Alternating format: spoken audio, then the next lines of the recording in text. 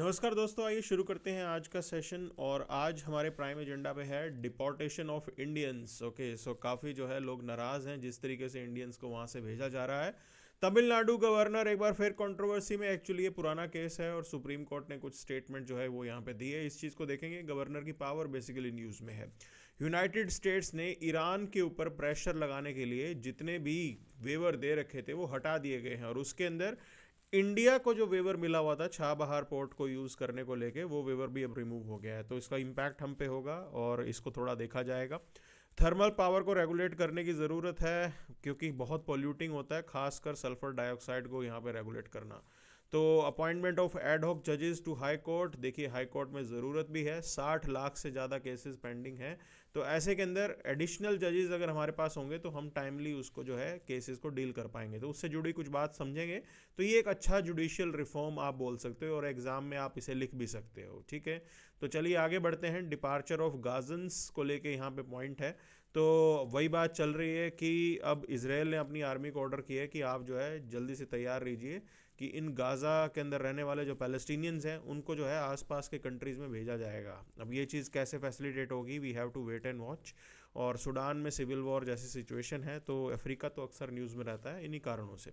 चलिए शुरू करते हैं आज के सेशन को। और फ्रंट पेज पे अगर आप इस चीज़ को देखेंगे तो पहली खबर यही है कि centre plays down the US handling of deportees. Okay, so opposition इस चीज़ पे काफ़ी शोर मचा रहा है। रीज़न क्या है, वो कह रहे हैं कि भाई इंडियंस की इतनी बेइज्जती हो रही है, आप जो है क्रिमिनल्स की तरह इनको लाया जा रहा है। तो ये चीज़ यहाँ पे है। अब गवर्नमेंट ने इस चीज़ को लेके कोई स्टेटमेंट नहीं दी है। खासकर minister of external affairs mister S Jaishankar, उन्होंने कहा था कि ये हमारी रिस्पॉन्सिबिलिटी है कि जो भी इलीगली वहाँ पे गए थे और वो वहाँ पे भेजे जा रहे हैं तो हम उनको एक्सेप्ट करें। ओके, तो ये पॉइंट उन्होंने दिया, बट ये नहीं कहा कि भाई जिस तरीके से उनको भेजा जा रहा है वो थोड़ा प्रॉब्लमेटिक है, क्योंकि मिलिट्री प्लेन्स का इस्तेमाल करके अगर आप भेज रहे हो तो उसके लिए बहुत ही मतलब सामने वाले देश के लिए एक तरीके से बेइज्जती की चीज़ होती है। और यूएस जो एनओए हैं, मतलब यूएस के जो एम्बेसडर हैं, उन्होंने भी एक चीज़ क्लैरिटी के साथ बोली है।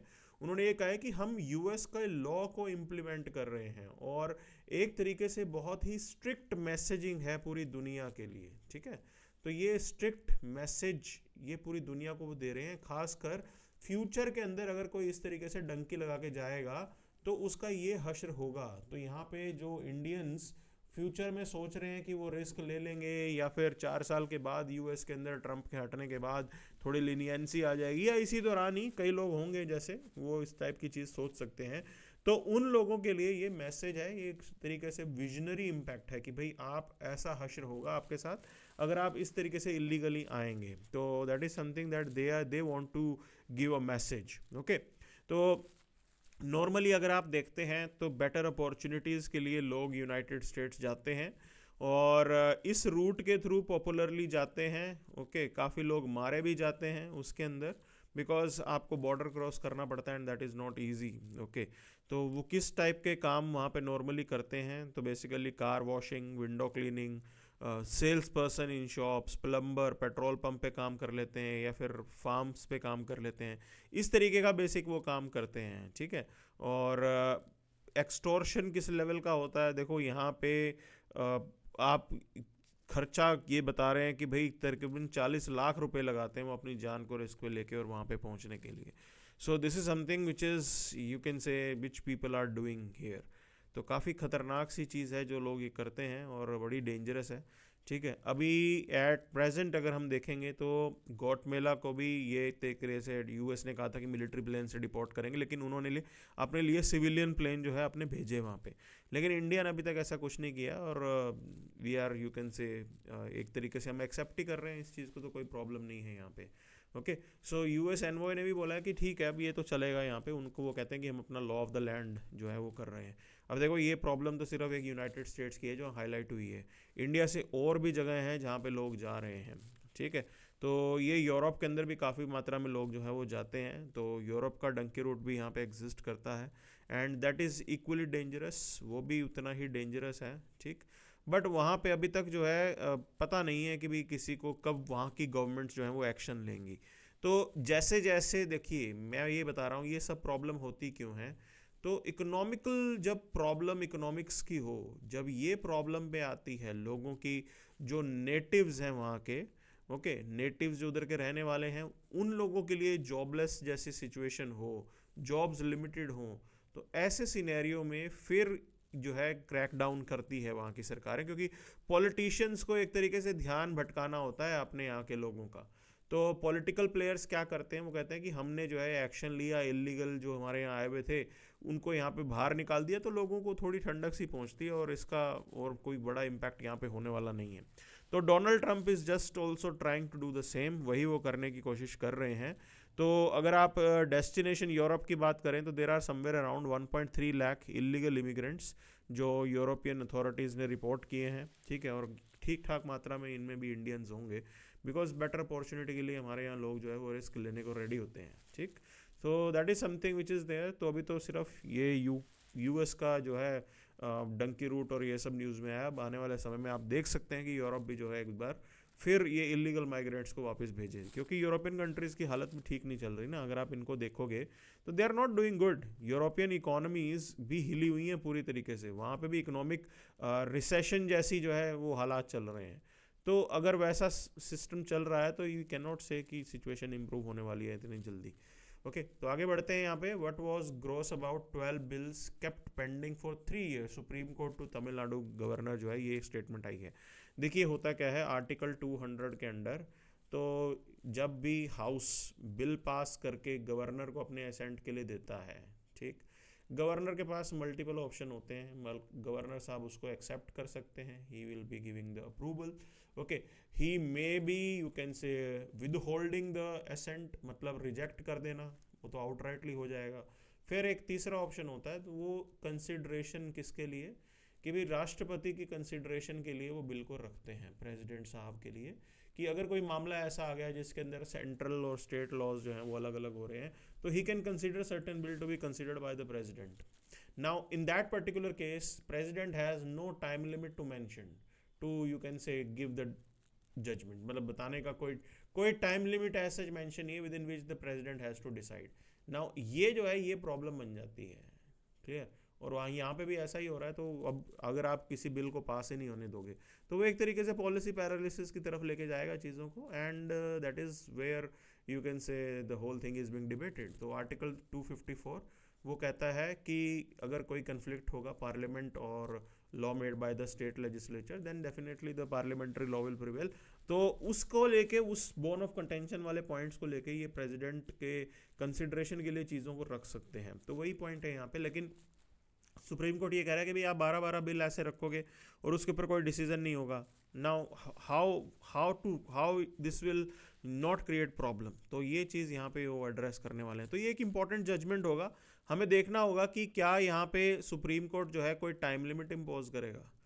सो that is something one has to catch here. आप भी इस चीज़ को जो है देखते रहिए क्या सुप्रीम कोर्ट इस पे कहेगा आगे। चलिए, प्रीलिम्स 2013 का सवाल है, which one of the following statement is correct. Okay, तो सी स्टेटमेंट करेक्ट है। No procedure has been laid down in the constitution for removal of governor from his post. Governor को हटाने के लिए कोई भी प्रोसीजर ऐसा लेट डाउन नहीं है, सिंपल सी चीज़ है। He is going to work on the pleasure of president, okay. तो जब तक राष्ट्रपति चाहेंगे तब तक वो वहाँ पे ऑफिस में रहते हैं, जब राष्ट्रपति ने चाहा कि उनको हटाना है तो उनको हटा दिया जाता है। तो ये इस तरीके से सिस्टम में चलता है। और मोस्टली जो है हमें पता ही है कि गवर्नर साहब जो हैं वो पॉलिटिकल अपॉइंटी होते हैं, पॉलिटिकल रीजंस की वजह से उनको अपॉइंट किया जाता है। तो that is another you can से debate, but this is how the system works. ये इसी तरीके से सिस्टम चलता है यहाँ पे। चलिए आगे चलते हैं। US cancels Chabahar port waiver. तो इंडिया को झटका लगेगा ये इसमें, बिकॉज हमने छाबहार पोर्ट में अच्छा खासा इन्वेस्टमेंट किया था, हम अफगानिस्तान में कनेक्टिविटी को एक्सप्लोर कर रहे थे। और रीसेंट डेवलपमेंट अगर आप देखोगे तो जो हमारे यहाँ पे इंडियन फॉरेन ऑफिस के जो इंडिविजुअल्स थे वो अभी तालिबान से भी मिले हैं। तो हम कहीं ना कहीं अभी तो इक्वेशन को बेटर करने की कोशिश कर रहे थे कि ट्रेड रिलेशन होगा और हमें फ़ायदा होगा वहाँ पे। उसी टाइम यूएस ने झटका दे दिया। वो कहते हैं कि छाबहार पोर्ट के जो ऊपर आप उसको ठीक तरीके से यूज़ नहीं कर पाओगे। क्यों? बेसिकली यूएस जो है वो इंडियन कंपनीज़ के ऊपर सैंक्शन यहाँ पे लगाएगा। जो इंडियन कंपनीज़ जो यहाँ पे ऑपरेट कर रही हैं ईरान के इस छाबहार पोर्ट के अंदर, now that will hurt the Indian interest, उससे डेफिनेटली इंडियन इंटरेस्ट इम्पैक्ट होने वाला है। तो छाबहार पोर्ट की अगर आप बात करोगे तो it is not just the connectivity of Afghanistan, Chabahar port के थ्रू तो हम सेंट्रल एशिया तक की अपनी कनेक्टिविटी को एक्सप्लोर कर रहे थे, and definitely Afghanistan connectivity was one thing here, but right now with these developments things are not in our favour, चीज़ें हमारी दिशा में नहीं जा रही हैं, ठीक है। तो ये 2017 प्रीलिम का सवाल है, ये कह रहा है कि इंडिया ने छाबहार पोर्ट क्यों डेवलप किया, तो सिंपल सी चीज़ है, India will not depend on Pakistan for access to Afghanistan and Central Asia, हम जो है खुद ब खुद वाया ईरान इधर से कनेक्टिविटी एक्सप्लोर करेंगे, this is what the idea is, okay. अब देखिए यूएस ने अगर सैंक्शन लगाए और इंडिया अगर पीछे हट जाता है, बैकआउट करता है या स्लो डाउन कर देता है अपनी एक्टिविटी को, तो उस केस में क्या होगा, चाइना को बेनिफिट होने वाला है यहाँ पे। तो China will get more closer to Iran because China doesn't care about these development, China says that वो अपनी इंडिपेंडेंट फॉरेन पॉलिसी जो है वो चलाते हैं और वो किसी प्रेशर के अंडर आके काम नहीं करते, and this is how they operate, okay. So कुछ भी इस टाइप की चीज़ करना चाइना के लिए गेन जैसी चीज़ होती है। अब ये यूनाइटेड स्टेट्स वाले बात समझते नहीं है, they have you can say the narrow aspect, narrow thought process है, उनको सिर्फ ईरान को ही कंट्रोल करना है, they are not realising there you can say larger और बिगर एनिमी। तो ये ट्रंप को सोचने हैं, अभी देखो कैसे क्या होता है इसके ऊपर, ठीक। चलिए आगे चलते हैं, regulating the thermal power, it is important for us, बिल्कुल सल्फर डाइऑक्साइड के एमिशन को आपको जरूर जो है कंट्रोल करना है, और नोटिफिकेशन जो है अभी जारी हुआ है, तो उन्होंने कहा है कि भाई आप सल्फर डाइऑक्साइड के एमिशन को कंप्लाई करें, जल्दी से जल्दी कंप्लाई करें, और बेसिकली थर्मल पावर कंपनीज इस चीज़ को अवॉइड इसलिए करती हैं बिकॉज उनका जो कॉस्ट ऑफ पावर प्रोडक्शन है ना उसमें ऐड अप होगा ये सब कुछ, ठीक है। तो at the end of the day वो नया इक्विपमेंट लगाएंगे, नया सिस्टम लगाएंगे, तो cost of power production will go higher, इसलिए वो थोड़ा इस चीज़ को लेके थोड़े सीरियसली नहीं लेते। बट यहाँ पे मिनिस्ट्री ऑफ एनवायरनमेंट का नोटिफिकेशन आ चुका है, and they have to align with the Indian standards that are existing. और इतना ही नहीं है, इंडियन स्टैंडर्ड्स को ग्लोबल स्टैंडर्ड्स के साथ भी अब हम लोग जो है लेके जा चुके हैं। तो ये नई डेवलपमेंट्स हैं जिसके बारे में हमारे थर्मल पावर प्रोडक्शन जो यूनिट्स हैं उनको समझना चाहिए।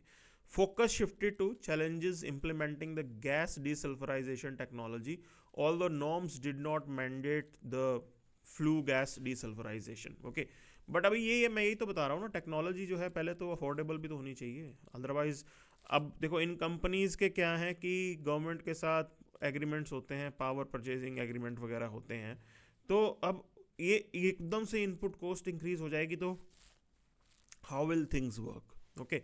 सो that is something which is to be debated here.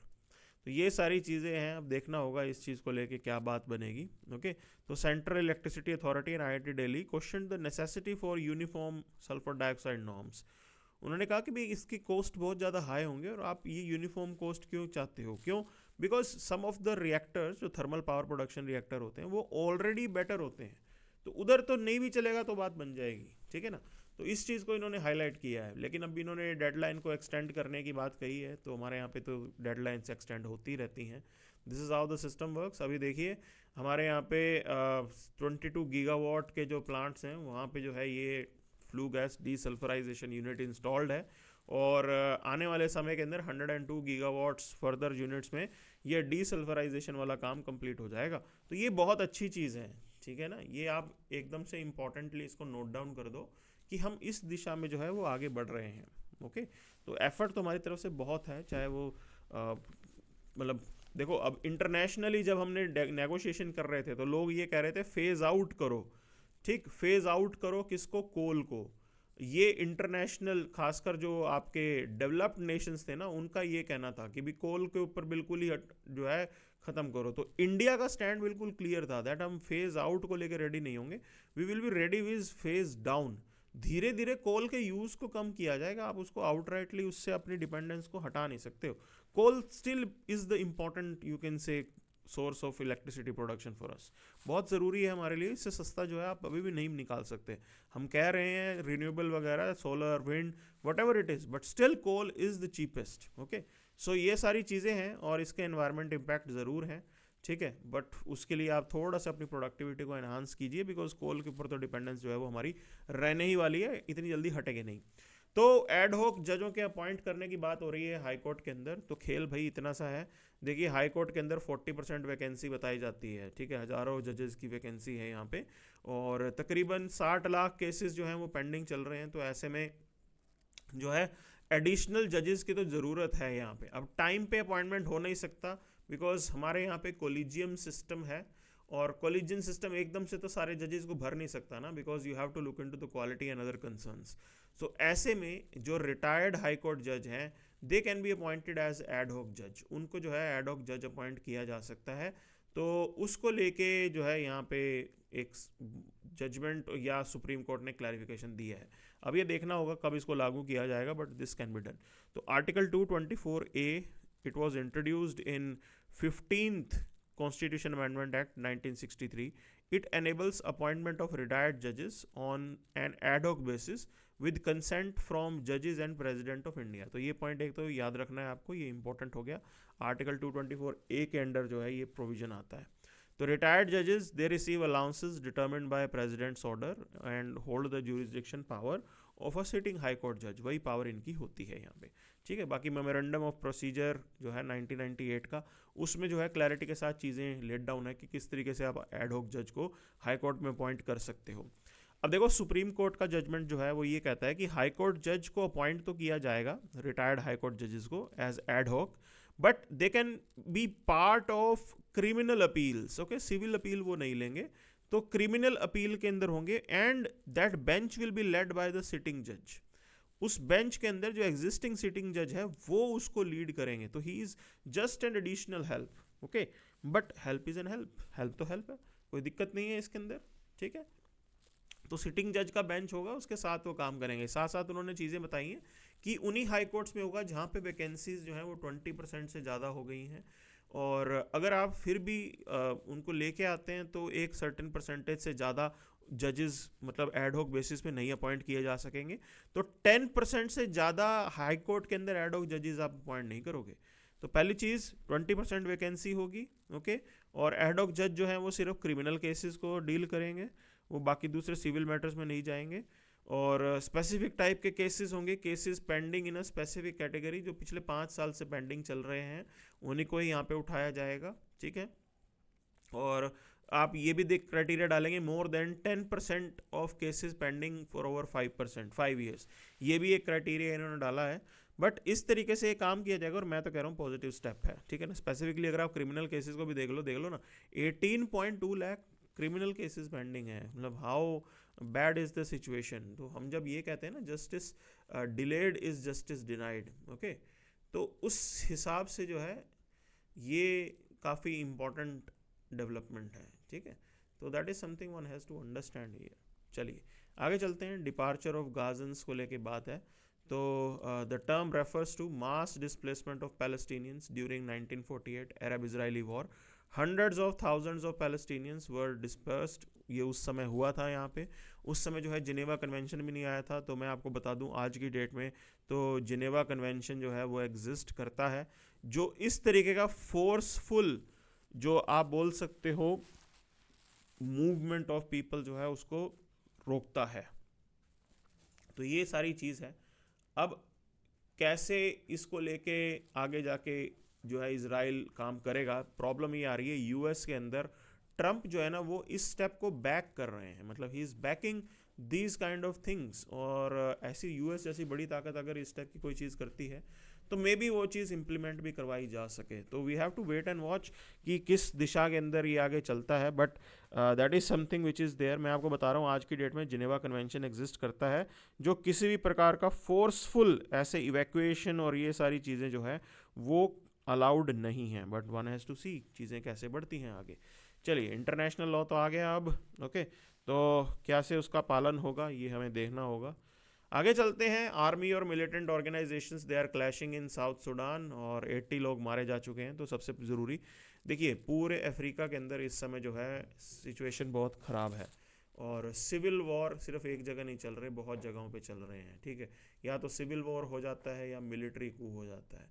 तो that is something which is happening there, and this is one has to understand कि how good India is performing, okay, क्योंकि हम लोग डेमोक्रेसी की तरफ गए हैं एंड हमारे यहाँ पे चीज़ें जो हैं वो कितनी स्टेबल हो गई हैं, और अफ्रीका के अंदर अभी तक भी वो स्ट्रगल चल रही है। तो आपको पहले तो साउथ सूडान न्यूज़ में है, तो उसके जो नेबरिंग कंट्रीज़ हैं उसके बारे में आइडिया होना चाहिए।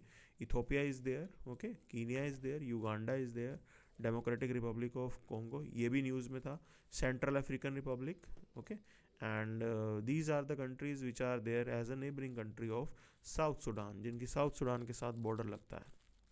तो ये बट ऑब्वियस है कि साउथ सूडान तो है ही। तो ये पॉइंट है जो हमें पता होना चाहिए, and this is something which is developing there. और अब पॉइंट ये है कि भाई ये लोग क्या करते हैं, the Africans they look up to India for the, you can say, guidance. क्यों भाई, इंडिया में इतनी डाइवर्सिटी है and we have been able to live peacefully.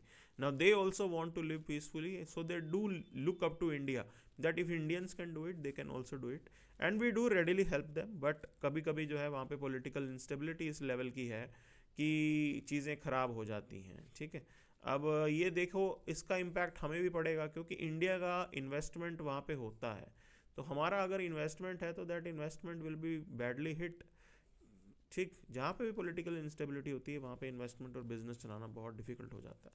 So these are some developments that one has to understand here, and this is something we have for today's class. Thank you very much.